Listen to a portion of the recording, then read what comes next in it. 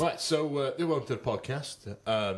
Dave and I have we've been thinking of a name. We've been trying to think of a name for the podcast, and we end up on the Unnamed Project just because we couldn't decide on one. Yeah. We did think of Dave and I are both from the north, and we were trying to both think of like titles going with that, like like Carl Pilton's gone with An Idiot Abroad. Yes. We go with North in the South or something like that. Do you know what I mean? Yeah, I see you've thought about this. See, I've thought about it. Yeah. I've thought about it. But we couldn't decide on anything. And then that led me to a line of questioning, and I thought, Dave. Yes. The South. Right. Your thoughts? Oh, okay. Yeah. See where I've gone there? Yeah, I see what you've done there. You want me to discuss our said rivalry from the north to the south? Well, what are the differences that you've noticed? What are the things that you've noticed? Oh, dear me. It's busier. Busier. Manners don't exist.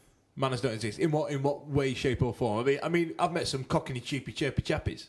When I get on and off a bus, I Yeah. say hello to the bus driver and I say thank you when I get off. Yeah. And when I'm at a bus stop, I queue up. Whoever's there first gets home first. Yeah. Law of the land. Yeah. Not here. Not here. Every man for themselves to go on Exactly. the bus. Doesn't matter But where have you you found, since you've been down here for a while, that you start to do that? You No. start to get involved? Like again, a mentality of going, well, if every bugger else is doing it, I'm doing it myself. No. You know I've what I mean? decided, I think it's more of a, because I've noticed it so much, You make a point. I make a point. I'll extra loud, because you get off at the middle of a bus down here, don't you? Don't get off at You the see, front. that's where you can't say thank you to the bus driver for a But start. I still do. Cheers, drive. Thanks, mate. And then I get off. No, that's I'll just weird. make a point of it. Right. I mean, a lot of things I've noticed is all about perception down Yeah. here. People like to be perceived as somebody who got money in it. Right. They got money. They got bills. Yeah. With a W. Yeah, bills with a W. And but they very rarely have because London's that expensive. It is, it's very I mean, there's two things that I find quite funny. I've spent the last year in Croydon, which, let's be fair, is the armpit of the. I mean, Well, if Norwich and Anglia is the rump of the UK, Right. Croydon's the anus. Do you know what I mean? That's where we are with that. Okay, right. Right, and this is brilliant. This makes me laugh. On a weekend, Friday, Saturday, Usual days of a week. usual days of a weekend, when a Sunday week ends, sometimes. yeah. There are people that hire cars, expensive cars. Yeah. They save up working on a conveyor belt or whatever, Right, yeah. whatever the crap they work on. Okay. They hire an expensive car, like a Porsche, Ferrari, Mercedes, something like that. Hire it and just drive down Croydon High Street just to impress the chicks, innit? Hold on. So, is it because I've seen this? They just drive round in a circle. So they hire a Ferrari. They've hired a nice car. How do you know for, it's for the hired? night? Because it's got an Enterprise sticker on the number plate. Really, I didn't know Enterprise was doing Ferraris. Yeah, well, you've got to get on the right website. You know what I mean? Oh, that's the difference between North and the South. Hired for Astra, yeah. Ferrari. Yeah, I normally get a Ford K8, mate.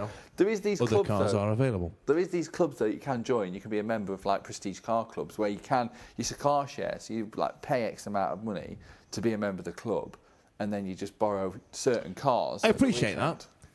These people that are hiring these cars that are trawling around nightclubs at 2 a.m, I don't think are a club member of any club whatsoever. Prestige, I don't think so. No. They just, and I love that. I love the pulling technique down south as well. This is what I've noticed when I'm DJing. Right? Is that? Yeah, no one really saw that because on radio. But Fudge actually did some kind of DJ. I was miming the manoeuvre. ones and twos there. Oh, is that what they call Like it? I actually do some scratching or something. Yeah, like doing all that. So where am I doing going? Yeah, I'm still doing the arm thing. When So you're when I'm DJing, DJ, I'm watching and I people watch, Right? and I watch this guy get on the dance floor, Go. trucker cap, jeans round his anus again. That's Right. twice. I can picture him. Yeah. Unfortunately. Now this is it. Now what it is, I don't know how it's going to come across on radio, but he'll shark in the dance floor, tap a young lady on the shoulder, and then when the young lady turns around, they'll pull this pose. It's like, oh, you're liking what you're checking out? Is it you're checking out what you like? Yeah. Okay, yeah. They pull out a thing like, oh, you like what you see? Is it you just want to check me So out? what they've actually done is What they've actually done is turned round and gone, who's tapping me on the arse? Yeah. Do you know what I mean? Which I think is terrible. Which I mean, but that's a pulling technique in Croydon. Is it really? Yeah, that's what they do. That's what they do. Another thing as well, getting on the tube. Yeah, you're going down Victoria, especially. Yeah. Oh. Hold on, it's always busy. There's one at Victoria Station. You're going down the escalator, and you can hear beep, beep, beep, beep, beep, beep, beep, just as you're about 10 steps away from the door. And you've got to do that brisk walk run thing. Now, a northerner would do the brisk walk run thing, jump in, the doors go behind you. Correct, yeah. And a northerner would look around for a bit of an audience and go, whew.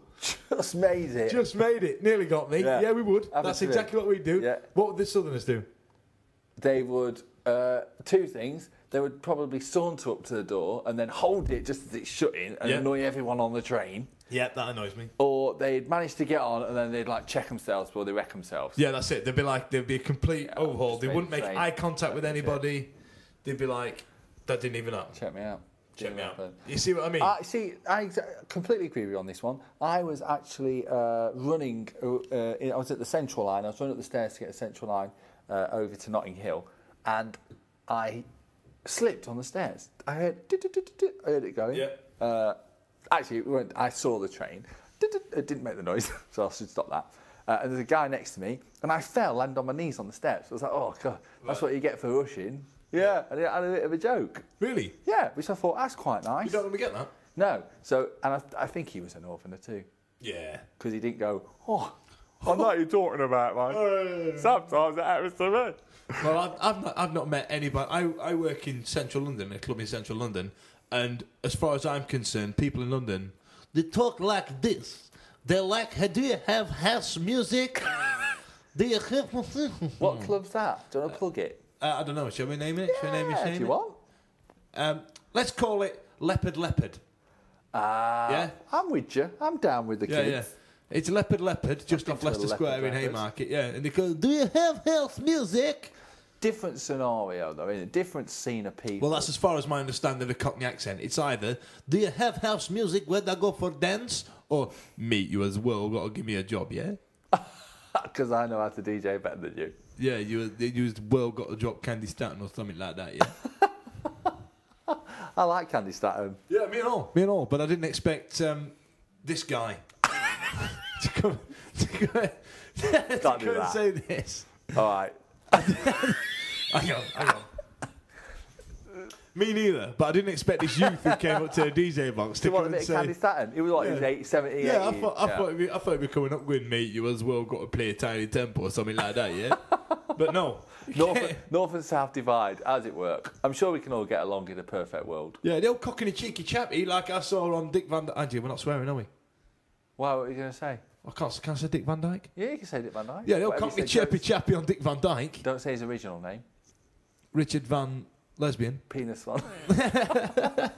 Go on, carry on.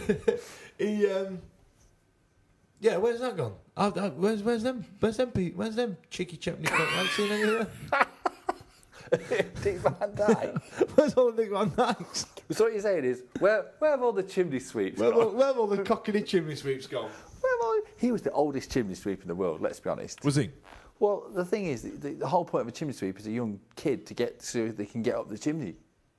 What was he doing? Well, I saw the dance routine. They were all about 25. Yeah, well. Rubbish. Anyway, speaking of Dick Van Dyke. Go on. Here's one for you. Brilliant. Dick Van Dyke. Segway. Saved by porpoises. Porpoises. Right. Dolphins. Dolphins. Dolphins. Yeah, okay, I'm up on my National Geo. This is the bit here. Van Dyke, 84, fell asleep on his surfboard.